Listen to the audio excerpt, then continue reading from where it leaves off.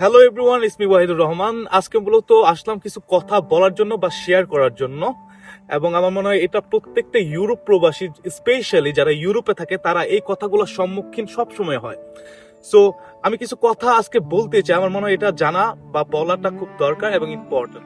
ভাই একটা কথা জিজ্ঞেস করি আপনাদেরকে, মানে কেন আপনাদের মনে হয় যে আসলে বিদেশে গেলে বা ইউরোপে গেলেই লাইফ সেট?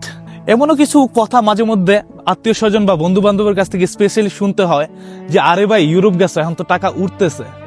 আসলে ভাই টাকা উঠে ঠিকই উড়ে, বাট নিজের হাতে উড়ে না, টাকা উড়ে হচ্ছে মূলত বিল দিতে দিতে উড়ে। এটা যতদিন পর্যন্ত আপনি এটার বাস্তবতার শিকার না হবেন, আপনি জানবেন না আসলে টাকাটা কোন দিক দিয়ে উড়ে ইউরোপে।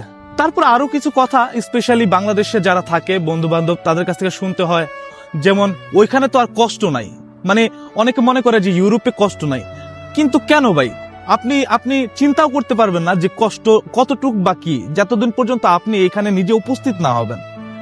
প্রত্যেকটা জায়গায় কষ্ট আছে, প্রত্যেকটা জায়গায় মানুষ নিজের শ্রম দিয়ে কাজ করে তারপর টাকা ইনকাম করে।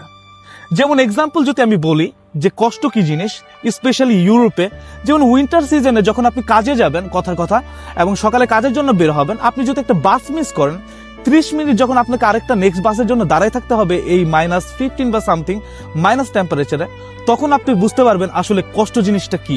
আরেকটা সব থেকে বেশি কমেন্ট বা বলতে পারেন বা মেসেজ বা কথা যেটা শিকার আমি স্পেশালি অনেক বেশি হয়েছি, যে লাইফ তো পুরা সেট ভাই। লাইফ তো সেট না ভাই, সকালে কাজ রাতে রান্না, এটা তো লাইফ না। মনে হইতেছে ভাই ফুল প্যাকেজ একটা অফার চলতেছে লাইফের। সর্বশেষ প্রবাসের লাইফটা না ফেসবুকের মতো এত সুন্দর না, কিন্তু চালাইতেছি। আপনারা যারা প্রবাসে আছেন অবশ্যই কমেন্ট সেকশনে জানাবেন যে আপনারা কারা কারা এই ধরনের মন্তব্য এবং এই ধরনের প্রশ্নের সম্মুখীন হন।